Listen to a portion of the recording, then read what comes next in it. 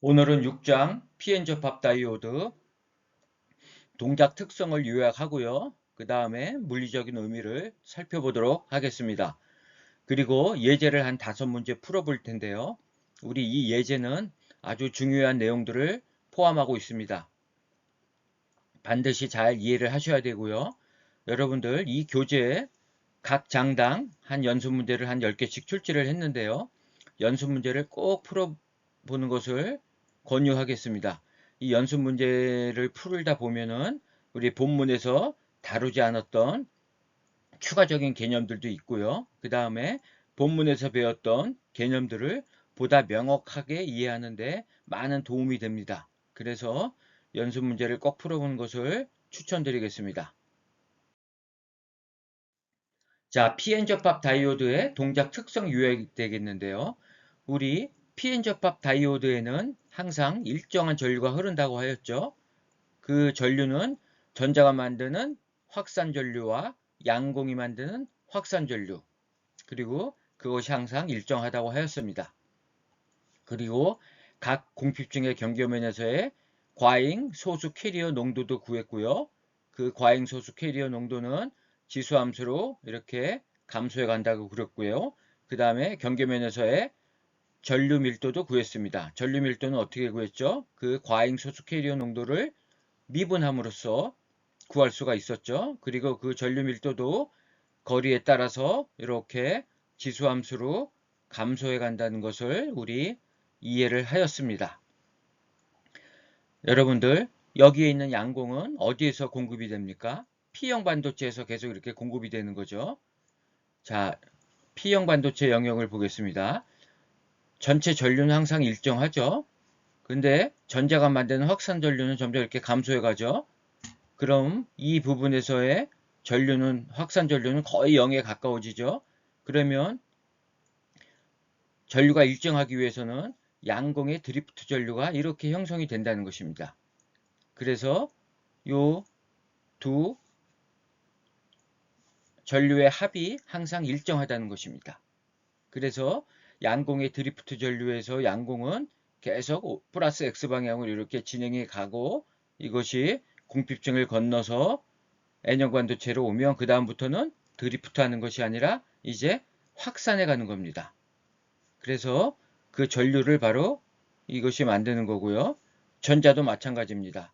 N형 쪽에서 드리프트 돼서 이렇게 전자가 오고요. 건너가고 그 다음에 확산해 간다는 겁니다. 이때 확산해 갈 때 양공과 재결합한다는 의미겠죠. 그래서 점점 전자의 농도는 0에 가까워지는 거죠. 자, 이러한 pn 접합 다이오드의 원리가 바로 이러한 것입니다. 그래서 우리 양공의 전류 밀도, 전자의 전류 밀도 이렇게 구했죠. 그래서 양공의 전류 밀도를 보면 양공의 확산거리, 양공의 확산 계수, 그 다음에 요거는 뭡니까? N타입 반도체의 양공, 즉 소수 캐리어가 되는 거죠. 이거 다 상수입니다. 그리고 우리 간 전압의 지수함수로 증가한다. 그리고 거리에 따라서는 이렇게 감소해 간다. 따라서 여기에서의 전류가 가장 높겠죠. 그 다음에 점점 이렇게 줄어가는 겁니다. 이것이 순방향 전압에서 이상적인 PN 접합 다이오드의 전류 성분이 되겠습니다. 자, 우리 문제를 한번 풀어보도록 하겠습니다. 자, 주입 농도가 이렇게 되고요. PN 접합 다이오드가 있는데 역포화 전류 밀도를 구해보아라. 자, 역포화 전류 밀도는 JS가 되겠죠. 요 값이 되겠죠. 요거를 다시 표현하면 이렇게 된다 그랬죠. 지수성 캐리어 농도의 제곱으로 표현할 수 있다 그랬습니다. 그래서 이 값을 다 넣습니다. 쉽죠?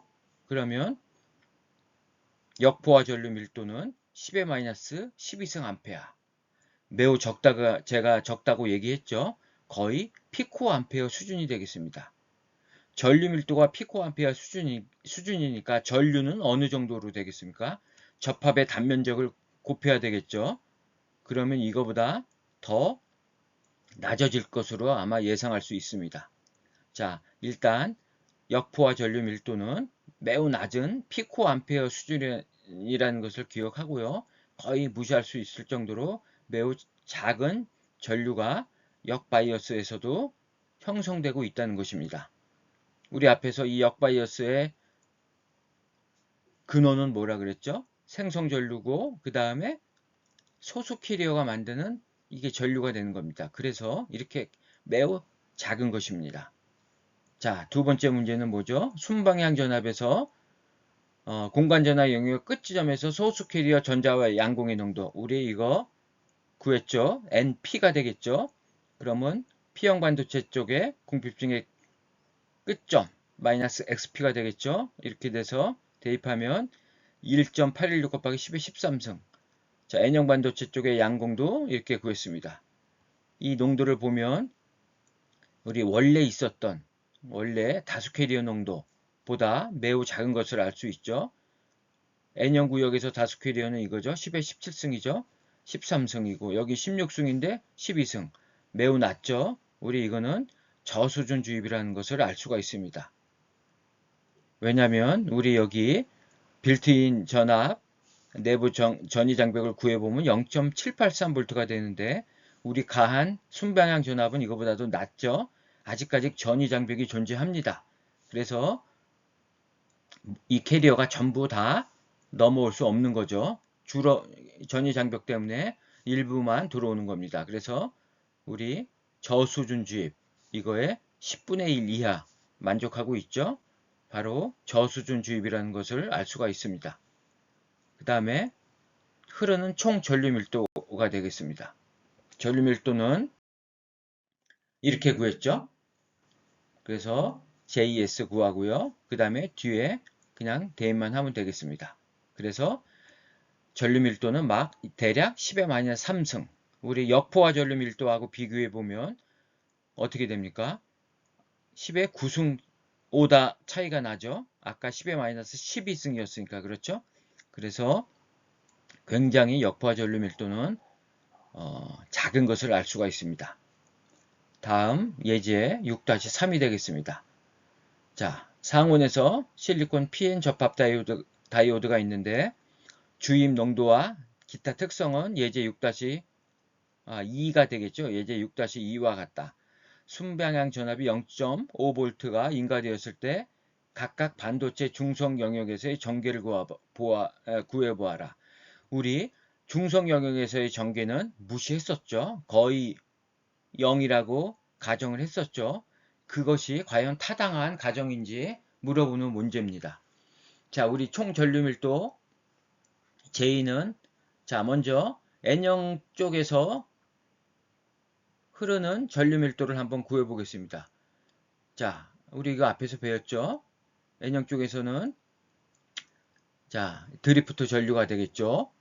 자, Q, N, 그 다음에 이동도와 N형 쪽에서의 일렉트릭 필드를 E라고 하겠습니다. 그러면 여기서 N형 쪽에 EN은 이렇게 쓸 수가 있죠. EJ라는 것은 뭡니까? 총 전류 밀도. 이 PN 접합 다이오드에서 흐르는 전류 밀도가 되겠습니다. 그래서 즉 EJ라는 것은 이게 되겠죠. 자, 이거 대입하고요. 그 다음에 전자의 전하량, 농도, 모빌리티 이렇게 나눠주면 약 10의 마이너스 5승 볼트.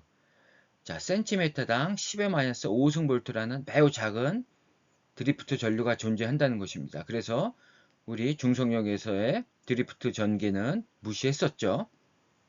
그 가정은 타당하다고 볼 수 있습니다. 그러면 P형 영역에서의 일렉트릭 필드 전개는 어느 정도가 나올까요? 똑같이 계산하면 되겠죠. 약 10의 마이너스 4승 볼트 퍼 센티미터. 그래서 우리 최초 가정했던 중성 영역에서의 전개는 무시할 수 있었다는 것입니다.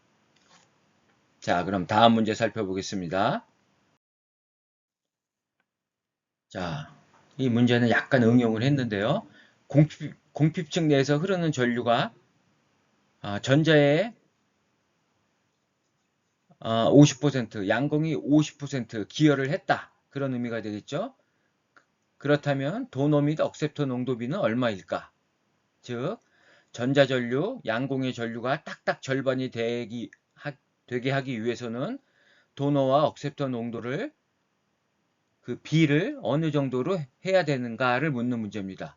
뭐 반반이니까 반반 하면 되겠지 하고 우리 여러분들 생각할 수 있습니다. 그러나 그렇지 않습니다. 왜냐하면 전자와 양공의 각각 확산 특성이 틀립니다. 벌써 확산 계수가 틀리죠. 그 다음에 확산은 수명하고도 관련이 있죠. 수명이 이렇게 또 틀립니다. 그래서 이거는 농도비는 1대1이 나오지 않을 것으로 우리가 예측할 수가 있습니다. 그래서 한번 풀어보도록 하겠습니다. 이 말을 수학적으로 표현하면 이런 거죠. 총 전류 밀도는 전자와 양공이 만드는 전류 밀도인데 그것이 자 전자 분의 전자죠. 전자가 기여하는 분, 양공이 기여하는 분이 0.5로 다 같은 거죠. 0.5, 0.5니까. 그래서 자, 이 식을 풀면 됩니다. 그러면 JN 플러스 JP는 바로 이거죠. 총 전류 밀도. 그 다음에 자, 양공우를 예를 들어서 설명해 볼까요? 이거는 P타입 반도체 전자니까 전자 전류 JN으로 했네요. 자, JN으로 놓고 풀어보죠. 그러면 전자가 만드는 전류는 이렇게 되죠. 그래서 이것을 요거 약분되면 요것만 남죠. 요거를 다시 표현하면 이렇게 쓸 수가 있죠. 자, 요게 0.5가 된다는 겁니다. 그러면 이것을 요걸로 다 나눠줍니다. 나눠주면 이렇게 되죠. 그래서 요게 0.5. 그래서 ND분의 NAB는 이렇게 되고요. 이거를 정리하면 0.707이 나옵니다.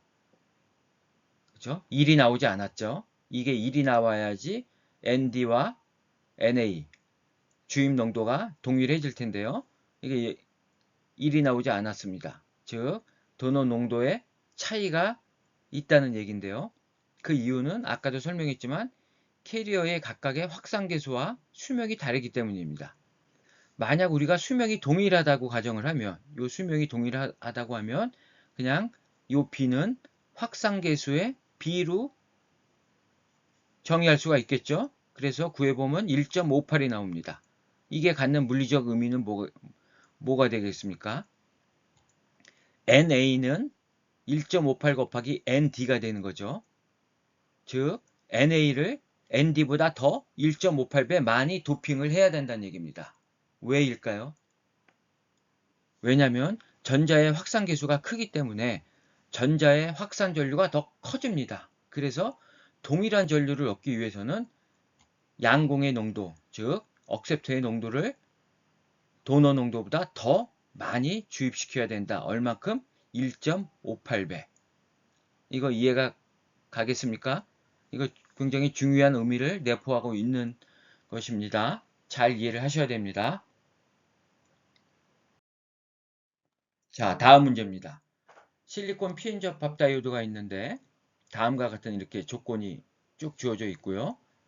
자, 순방향 전압이 내부 전위 장벽의 절반일 때, 0.8일 때, 1.0일 때, 똑같을 때 궁핍쯤 경계 지점에서의 전자 양공의 농도와 PN 접합 다이오드에 흐르는 총 전류와 역포화 전류 구해봐라. 접합의 단면적은 10-4승이다. 이거 구할 게 굉장히 많죠. 좀 살펴보겠습니다. 먼저 내부 전위 장벽은 0.747V죠. 구할 수 있었죠. 그 다음에 PN0와 MP0 구해보면 이건 뭐 이제 설명 안 해도 되겠죠. 이렇게 구해집니다. 그러면 먼저 순방향 전압이 0.5 VBI일 때, 자, 양공의 농도, 전자의 농도 이렇게 구했죠. 구해보면 이렇게 됩니다. 그러면 자, N타입 쪽에 양공의 농도를 보겠습니다. 10의 10승이죠. 그러면 다수 캐리어하고 비교해보면 여기 N형의 다수 캐리어가 이거죠. 10의 16승이죠. 굉장히 낮죠. 비교했을 때. 여기도 마찬가지죠. 자, 이건 저수준 주입을 만족합니다. 그죠? 당연할 겁니다. 왜냐하면 내부 전위 장벽보다도 작은 순방향 전압을 걸어줬기 때문에 모든 캐리어들이 다 넘어오지 못할 겁니다. 그래서 이렇게 저수준 주입이 되고요. 총 전류 밀도는 이렇게 구했죠. 그래서 이거 일일이 계산 과정 표기 안 해도 여러분들 알 수 있겠죠? 그래서 약 10의 마이너스 4승 암페어 정도가 나오는데 전류는 접합의 단면적을 곱해야 되겠죠? 이렇게 되겠죠? 그러면 5.037 곱하기 10의 마이너스 8승 암페어.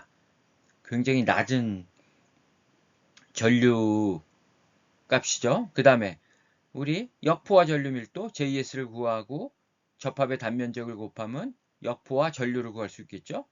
이거 다 구했죠. 그래서 구해보면 역포화 전류는 10의 마이너스 15승 암페어, 약 fem토 암페어 정도 나오는 걸 알 수가 있습니다.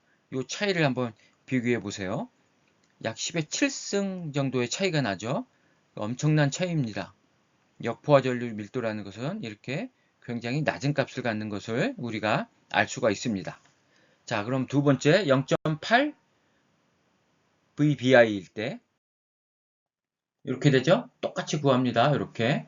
역시 주입되는 농도는 다수 캐리어 농도보다 매우 낮죠? 10분의 1 이하니까 이것도 저수준 주입을 만족하고 있습니다. 전류는 이제 증가하겠죠? 캐리어들이 더 많이 오니까. 자, 증가했죠? 2.868 곱하기 10의 4승. 그런데 역포화 전류 밀도는 동일하죠? 우리 뭐라고 그랬습니까? 이게 왜 포화됩니까? 역포화 전류 밀도죠. 이 가해주는 전압에 관계없이 이거는 그냥 일정하게 유지된다 그랬죠. 그래서 이거는 계속 다 같은 값을 가질 것입니다. 그 다음에 이번에는 문제가 조금 틀려집니다. 자, 순방향 전압이 내부 전위 장벽이랑 동일할 때 이때 내부 전위 장벽이 존재하지 않게 되죠. 그러면 어떻게 되겠습니까? 캐리어들이 다 건너 넘어올 겁니다. 그래서 NP를 보면 P형 반도체 전자 1.499 곱하기 10의 16승. 아까 ND가 문제에서 얼마였죠? 1.5 곱하기 10의 16승이었죠.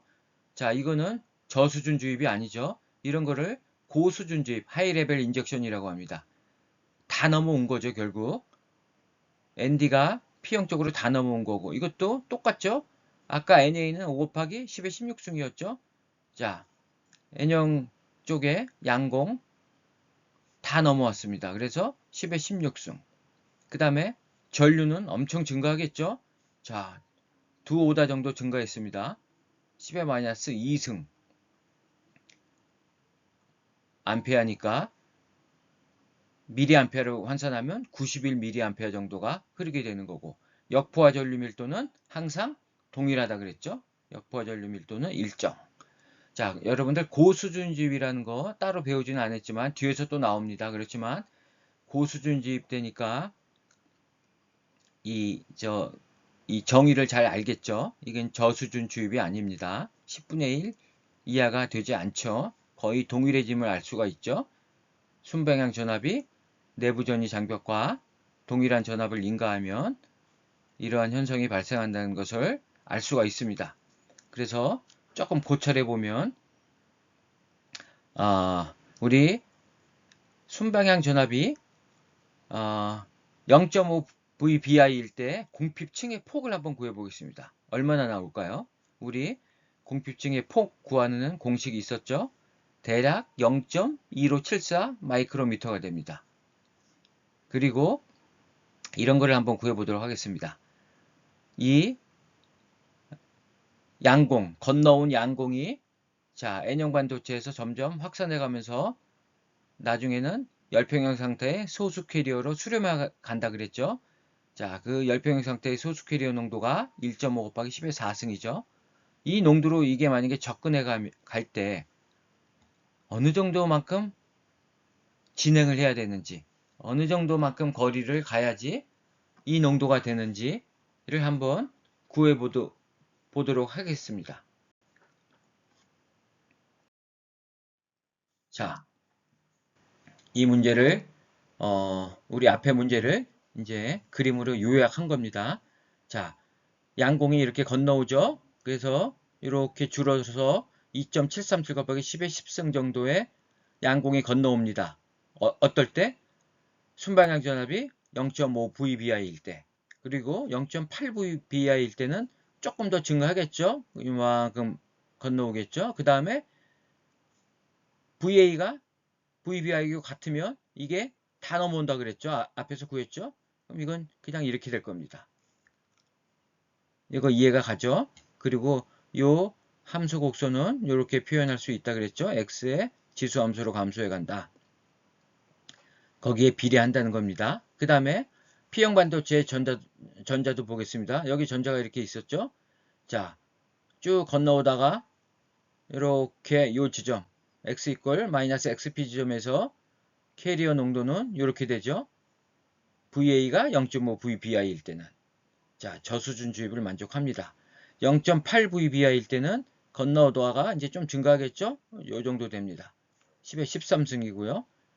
VA하고 VBI가 같으면 이게 다 건너온다는 얘기입니다. 내부 전이 장벽이 없어지니까.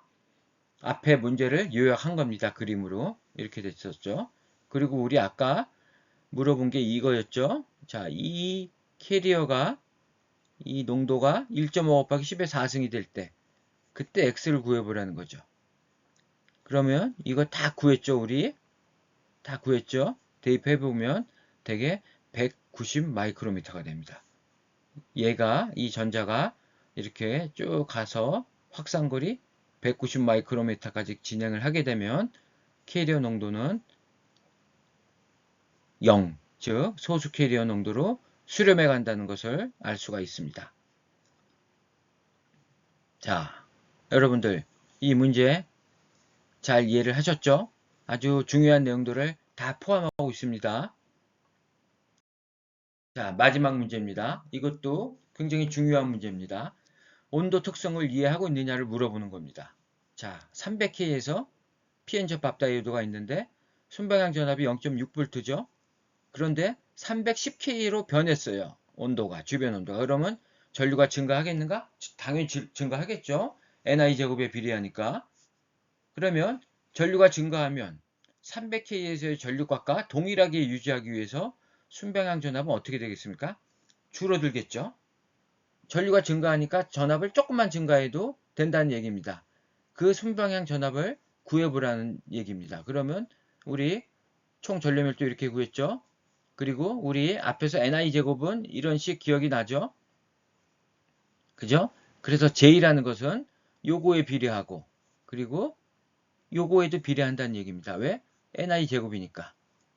그래서 이렇게 쓸 수가 있습니다. 그래서 우리 300도일 때, 300K일 때 순방향 전압을 VA1이라 하고 310K일 때 VA2 다 이렇게 정의하고 요 B를 구해 보겠습니다. 이 B가 1이 돼야 되겠죠.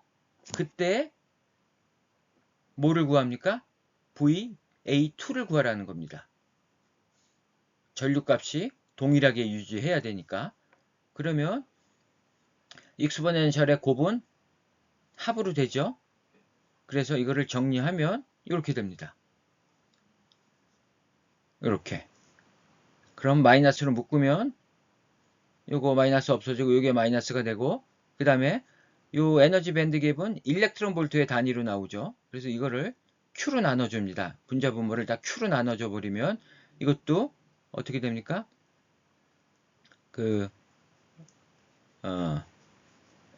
볼트의 단위로 표현할 수가 있죠. 그 다음에 이 VA2는 여기서 우리 처음부터 볼트로 정했으니까 이거 볼트가 되고요. 그 다음에 여기도 볼트가 되죠. Q분의 KT니까. 그래서 자, Q분의 K21이 이게 300이 되는 겁니다. 그죠? 우리 300, 여기 300K니까 이게 300이 되는 거고, 그 다음에 310은 이게 310이 되는 겁니다. 그리고 실리콘의 밴드갭은 1.12죠. 그리고 요게 0.6이라 그랬죠. 그리고 이렇게 되고, 그 다음에 여기 미지수 VA2. 여기서 이걸 구해보면 VA2는 0.5827V. 당연히 이거보다 감소했죠. 온도가 증가했기 때문에 우리가 순방향 전압을 동일하게 인가하면 안 된다는 얘기죠.